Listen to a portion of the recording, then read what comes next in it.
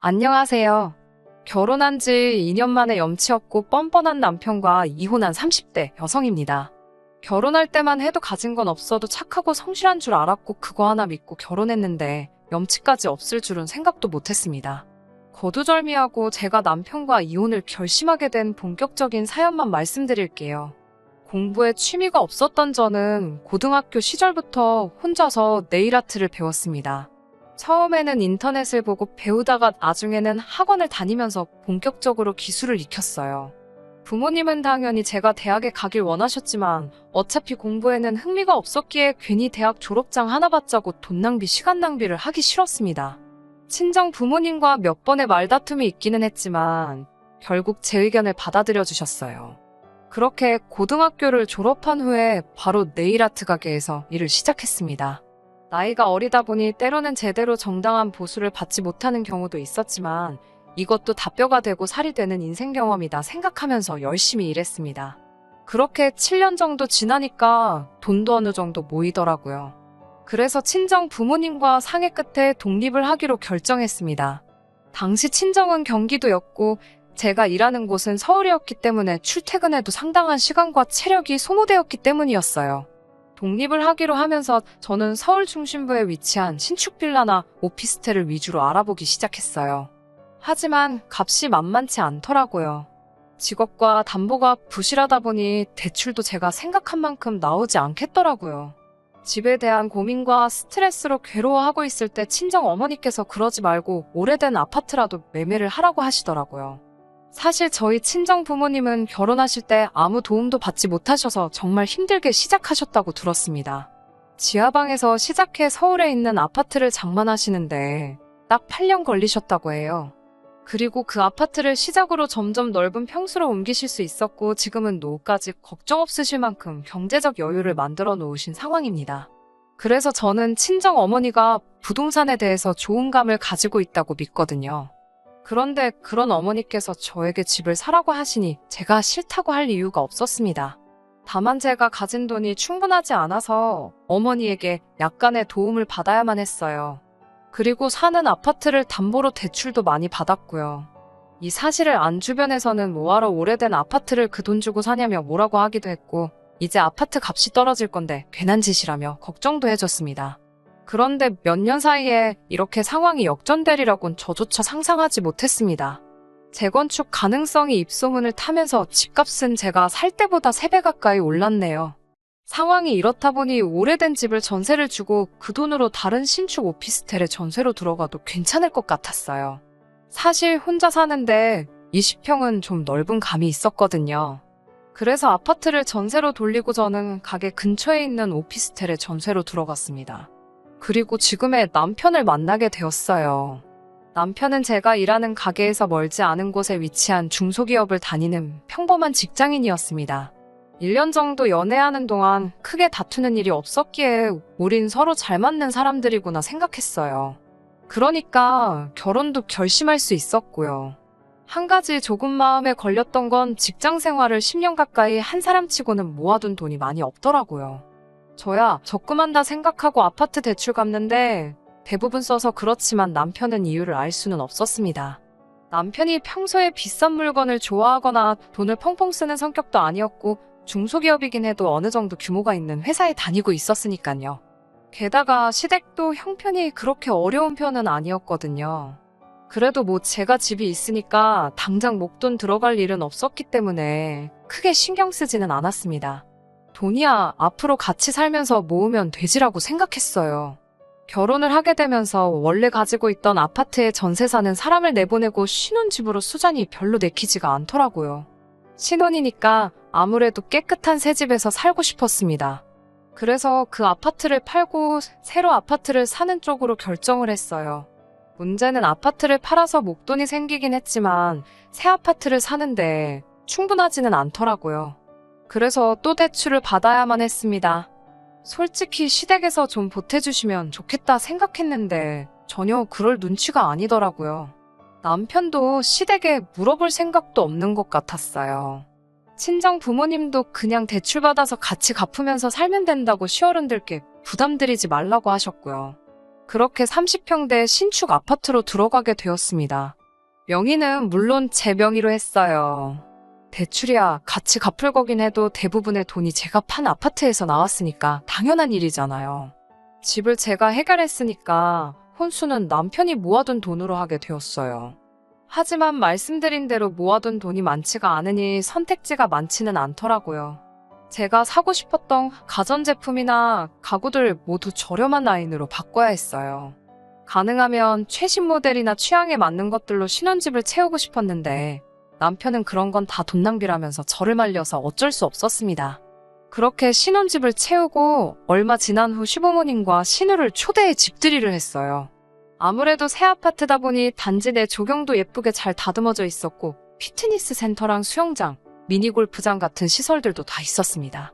시부모님은 아파트 단지부터 집 내부까지 살펴보시면서 이게 우리 아들 집이라며 연신 기뻐하시더라고요. 신우도 집이 너무 예쁘다면서 이런 집에 살고 싶다는 소리를 몇 번이고 하더라고요. 그 이후로 한두 달쯤 지났을 때였어요. 시모가 원래 먼저 전화를 잘하는 일이 없는데 전화를 하셨더라고요. 그러더니 다짜고짜 아파트가 지금 누구 명의로 되어 있냐고 물으시더군요. 제가 제 명의로 되어 있다고 하니까 왜 자기 아들 이름이 빠져 있냐는 거예요. 그래서 남편은 이 집 살 때 보탠 게 하나도 없다고 말씀드렸죠. 그러자 그럼 대출은 남았냐고 물으시더라고요. 무슨 속내인가 싶어서 일단 대출 2억 정도 남았다고 말씀드렸어요. 잠깐 멈칫하시는 것 같더니 그럼 그 2억 우리가 갚아줄 테니 네 남편 이름도 올리라고 하시더군요. 2억을 해주실 능력이 되시면 혼수할 때 좀 도와주시지 이제 와서 왜 이러시나 싶어서 일단은 생각해볼게요 라고 대답을 했어요. 본능적으로 시모가 좋은 의도로 저러는 건 아닌 것 같았으니깐요. 바로 친정 어머니께 전화를 걸어 방금 있었던 일을 말씀드리니 친정 어머니가 깜짝 놀라시면서 절대로 그렇게 해주면 안 된다고 신신당부를 하셨습니다. 그러더니 다시 안 되겠다며 당장 만나자고 하시더라고요. 친정 어머니는 그 길로 저를 데리고 은행에 가셨고 은행에서 친정 어머니의 아파트를 담보로 대출을 받아 제 대출을 갚아주셨습니다. 대신 저에게 차용증을 쓰고 아파트 대출 갚듯이 이자와 함께 친정 어머니께 돈을 갚으라고 하셨고요. 제가 이렇게 복잡하게 할 필요가 있나 싶었지만 지금 생각해보면 그렇게 해놓기를 천만다행이었습니다. 다음 날 시모한테서 전화가 또 걸려왔어요. 그러더니 생각해봤냐고 물으시더라고요. 그래서 제가 모르겠다는데 몰려 어머님 하고 여쭈니 2억 줄 테니까 공동명의하라고 하시는 거예요. 그래서 어머님 저 그 2억 이제 필요 없어요. 대출 다 갚았어요 라고 대답했습니다. 그러자 전화기 너머로 당황한 듯한 시모의 모습이 보이는 것 같았어요. 그러더니 그럼 그냥 2억 받아서 네가 가지고 있든지 쓰든지 마음대로 하고 우리 아들만 공동명의로 일단 올려달라고 하시는 거예요. 그래서 제가 저 그 2억이 필요가 없는데 왜 자꾸 주시려고 하냐고 그러니 어른이 준다고 하면 감사합니다 하고 받으면 그만이지 왜 이렇게 튕기냐고 하시대요. 제가 웃으면서 공동명의 조건 안 거시고 그냥 주시면 감사합니다 하고 받을게요 라고 하자 저더러 넌 계산도 못하냐면서 황당하다고 짜증을 내시고는 그냥 끊으셨어요. 그렇게 또 시간이 흘렀습니다. 그 사이에 가족 모임이나 명절 때 시모가 저를 보기만 하면 공동명의 이야기를 꺼내긴 했지만 제가 그때마다 조건 없이 그 돈 주세요라며 능청을 떨었더니 나중에는 말씀 안 하시더라고요. 사실 공동명의 해주라는 말 때문에 이혼을 생각한 적은 한 번도 없습니다. 아들 가진 엄마로서 욕심이 나서 저러시나 싶었을 뿐이에요. 아무튼 진짜 저희가 이혼하게 된 건 어떻게 보면 신우랑 시모 때문이에요. 남편에게는 5살 어린 여동생이 있는데 얼굴은 이쁘장하게 생겼어요. 그런데 외모 가꾸는 것 말고는 아무것도 관심이 없고 맨날 남자가 바뀌더라고요. 신우지만 한심하게 보이기도 하고 저런 여자는 어떤 남자한테 시집가게 되려나 궁금하기도 하고 그래서 늘 지켜보고 있었어요. 그런데 얼마 전 시어머니 생신 때문에 모인 자리에서 신우가 폭탄 선언을 했습니다. 신우가 자기 임신 3개월째라면서 결혼할 거라고 하는 거예요. 저도 깜짝 놀랐는데 시부모님은 당연히 기절초풍하셨습니다. 갈비가 코로 들어가는지 입으로 들어가는지도 모를 식사 자리가 끝나고 집에 돌아왔는데 남편도 안색이 안 좋더라고요. 사실 제가 신우를 싫어하는 것도 아니었고 남편의 여동생인데 당연히 걱정이 되더라고요. 그래서 나중에 조카가 태어나면 잘해줘야겠다 생각하고 있었어요. 사실 시모는 저희 부부에게 왜 애를 안 갖냐고 늘 성화였는데 제가 아무래도 일에 대한 욕심이 있다 보니 좀 미루고 있었거든요. 결혼한 지 2년도 채 안 된 상황이기도 했고요. 아무튼 신우의 임신으로 온 가족이 난리가 나버렸어요. 그 이후로 신우가 결혼할 상대라면서 남자를 데리고 왔어요. 저와 남편도 그 자리에 함께 있었고요. 그런데 남자가 직업도 없고 모아둔 돈도 없다고 했어요. 심지어 신우보다도 어렸고요. 그래서 저희가 그럼 앞으로 둘이 어떻게 같이 살 거냐고 하니까 남자 쪽에서 자기는 생각 안 해봤는데 저희 신우가 매달려서 온 거라고 자기 집에서는 아무것도 못 도와준다고 했다면서 거의 배째라는 식이더라고요. 시부모님도 이 입이 떡 벌어져서는 아무 말도 못하시고 남편이나 저도 뭐라고 말을 해야 할지 감도 안 잡혔어요. 그렇게 남자가 돌아가고 나서 신우가 울고불고 난리가 났습니다. 시모도 신우에게 미쳤다면서 뭔 정신으로 저런 남자를 만난 거냐고 소리를 치고 신우는 그 와중에 아기가 듣는다며 말 조심하라고 난리고 집안이 온통 쑥대밭이 되어버렸어요. 그날 이후로 먼저 물어보기도 뭐해서 그냥 남편 통해서 상황만 어림짐작하며 있었습니다. 솔직히 일이 바빠서 신우 일에 신경을 쓸 틈도 없었고요. 그러다 모처럼 신우에게 전화를 받았습니다. 신우는 저에게 언니 바쁘냐면서 혹시 시간 될 때 커피 한 잔 할 수 있냐고 묻더라고요. 저는 느낌적으로 돈 이야기를 하려고 하나 싶더라고요. 그래, 얼마나 힘들면 나한테 돈을 빌려달라고 하나 싶어서 100만 원이 최대라고 스스로 가슴에 새기며 자리에 나갔습니다. 그런데 막상 카페에 도착하니 신우 혼자가 아니었어요. 시부모님도 같이 나오셨더라고요. 그러면서 저에게 요즘에는 가족들끼리 커피 마시러 많이들 나온다고 하더라며 그래서 불렀다고 하시는 거예요. 당연히 거짓말인 거 알고 있었지만 그래도 도대체 얼마를 빌려달라고 하려고 이러나 싶어서 가만히 듣고 있었습니다. 시모는 처음에는 일은 어떠냐, 제 건강은 어떠냐 이런 가벼운 질문으로 제 기분을 떠보려고 하는 것 같았어요. 그렇지만 제 정신은 온통 돈 이야기 나오면 딱 100만 원만 빌려줘야지 이 생각만 하고 있었습니다. 그런데 갑자기 시모가 지금 사는 집은 어때? 괜찮니라고 묻더라고요. 그래서 제가 네, 좋아요라고 하니까 갑자기 제 손을 딱 잡으면서 우리가 너한테 정말 이런 부탁은 안 하고 싶은데 부탁 한 번만 하자고 하시는 거예요. 저는 손을 빼면서 무슨 일이신데요라고 묻자 신우가 다짜고짜 우는 게 아니겠어요. 시모는 저에게 그때 그 2억 이야기를 다시 꺼내면서 그 2억 너 줄게 공동명의 안 해줘도 되니까 대신 그 아파트에 우리 딸 2년만 살게 해주면 안 되냐는 거예요. 그래서 제가 그게 무슨 소리냐고 하니까 2억이면 그래도 괜찮은 빌라나 오피스텔 전세는 구할 수 있지 않냐면서 저랑 남편더러 거기 가서 살고 저희 집을 신우 살게 잠깐 내주라는 거예요. 저희는 애가 없으니까 둘이서 어디서든 살 수 있지 않냐면서요. 그래서 제가 멀쩡히 제 집이 있는데 왜 제가 남의 집 전세를 살아야 하냐고 그랬어요. 제가 왜 이사를 가야 하냐고요. 저희 부부가 살 수 있는 집이면 신우네도 살 수 있는 집 아니냐고요. 그러자 우리 딸은 애가 있고 너희는 애가 없지 않냐면서 아기를 키우려면 좋은 환경에서 키워야 해서 그렇대요. 그래서 제가 시부모님께 이런 무리한 부탁은 서로 불편하니까 안 하셨으면 좋겠다고 딱 잘라서 말했어요. 그러자 신우가 카페 사람들 다 들을 만큼 큰 소리로 울면서 언니 정말 너무하다고 저는 언니를 친언니처럼 생각했는데 어떻게 이렇게 매정하냐고 따지는 거예요. 그래서 제가 신우에게 아가씨 양심의 손을 얹고 다시 말해봐요. 언제 아가씨가 나를 친언니처럼 따랐다는 거예요. 그리고 시모에게 어머님도 이러시는 거 아니에요. 저희 결혼할 때 돈 한 푼도 안 보태주시고서는 나중에 아파트 공동명의 해주라며 계속 필요 없다는데 돈 받고 공동명의 이야기 꺼내셨잖아요. 여기서 아무도 제가 힘들 때 신경 써준 사람 없는데 왜 이제 와서 저한테 이러시는 거예요? 라고 조목조목 따졌습니다. 카페 안 사람들 사이에서도 웅성웅성 소리가 나오기 시작하니까 당황한 시모랑 신우가 저에게 너 진짜 찔러서 피 한 방울 안 나오겠다며 못됐다고 그러대요. 한 가족끼리 네 거 내 거가 어딨냐면서 내가 너 그냥 나가달라는 것도 아니고 2억 준다니까라면서요. 저도 이제 에라 모르겠다 싶어서 그 2억 타령 좀 그만하시라고요. 그 2억 신우 주고 신우더러 알아서 애 키우고 살라고 하세요. 제가 애 가지라고 한 것도 아닌데 왜 저한테 그러시냐고 저도 딱 잘라 말하고 카페에서 나와버렸습니다.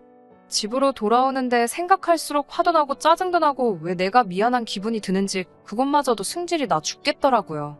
왜 서로 불편하게 그런 이야기를 꺼내는 건지 도무지 이해할 수가 없었고요. 그런데 현관을 열고 딱 집 안에 들어서자 신발도 벗지 못한 저에게 남편이 고함을 치더라고요. 못된 여자라면서 어떻게 시댁 식구들이 그렇게 힘들게 부탁을 하는데 사람들 앞에서 개망신을 줄 수가 있냐고요. 제가 어이가 없어서 말없이 남편을 쳐다보니까 또 우리 엄마가 공동명예 해주라고 2억도 준다고 그렇게 부탁하는데 홀딱 가서 대출 갚고 우리 엄마 입 닫으라고 그랬지. 내가 그거 모를 줄 아냐면서 저더러 매사 돈 가지고 시댁 무시하는데 진짜 너 같은 여자 정 떨어진다고 그러더군요.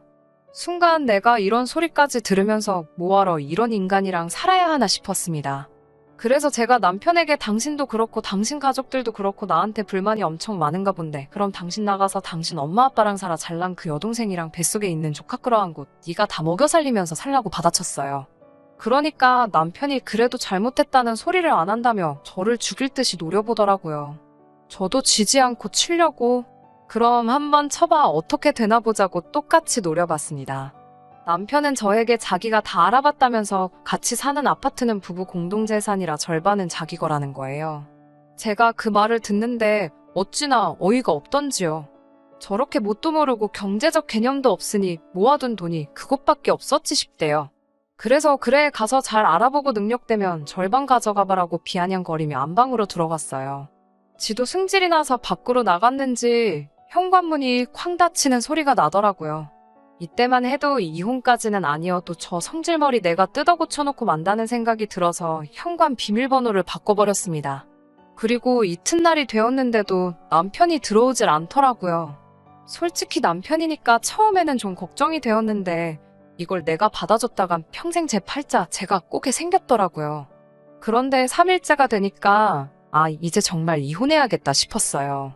딱 느낌에 재산 어떻게든 뜯어가려고 변호사 알아보고 다니는구나 싶었으니까요. 아니나 다를까 4일째로 넘어가는 날 남편에게 전화가 오더니 이쯤 했으면 저더러 굽히고 들어오래요. 자기가 다 이해하겠다면서요. 어이가 없어서 뭐라고 떠드나 듣고 있으니까 그냥 딱 1년만 여동생네 들어와서 살게 하고 우리는 시댁에 잠깐 들어가서 살면 되지 않냐며 이야기며 공동명예며 없던 이야기로 하자고 자기가 시부모님한테도 잘 말씀드려놨다는 거예요.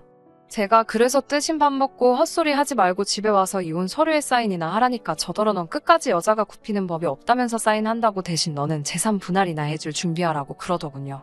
그래서 제가 재산 분할 같은 소리 집어치우고 거지 같은 네 살림살이나 가져가라고 했습니다. 그리고 만나기로 한 날 혹시나 저한테 해코지라도 하면 어쩌나 싶어서 사람들 많이 오가는 대형 카페로 불러내서 서류를 들이밀었습니다. 그때만 해도 남편은 진짜 제가 서류를 준비해 올지는 몰랐나 봐요. 황당하다는 듯 저를 쳐다보더니 한다 해 하면서 사인을 하더군요. 그 순간 제 기분은 다 끝났다, 홀가분하다로 표현하면 될 것 같아요. 저는 남편에게 변호사 잘 알아보라고 그래서 가져갈 수 있는 건 다 가져가 보라고 그랬어요. 저희가 결혼해서도 공동생활비를 제외하고는 각자 관리했기 때문에 확신하는데 남편이 가져갈 몫은 하나도 없거든요. 철진한 가구랑 가전제품은 저도 가지고 있기 싫어서 트럭 불러서 다 시댁으로 보내줬고요. 이혼 후 남편에게 2번 정도 전화가 왔었어요. 저 같은 여자를 놓친 건 자기 일생일 때 실수라면서 한 번만 용서해주면 시댁 식구들과는 연 끊고 저만 보고 살겠다며 애걸복걸이었어요. 하지만 한 번 속은 것도 분한데 또 속을 일이 있나요? 저는 됐으니까 가서 잘 먹고 잘 살고 가족들이랑 행복하게 지내라고 했어요. 남편과 살던 집은 처분하고 그 돈으로 다시 작은 아파트 하나를 사서 지금은 제 취향대로 꾸며놓고 살고 있습니다. 남은 돈으로는 재테크를 하려고 요즘 알아보는 중이에요. 지금쯤 신우는 아이는 낳았을까 집은 구했나 아주 가끔 스치듯 생각은 나지만 제 알바는 아니네요. 지금까지 제 이야기를 들어주셔서 정말 감사하고요. 좋은 하루 되세요. 끝까지 들어주셔서 감사합니다. 오늘의 사연은 여기까지입니다. 구독과 좋아요, 알람 설정 부탁드리고 더 좋은 사연으로 다시 찾아뵙겠습니다. 감사합니다.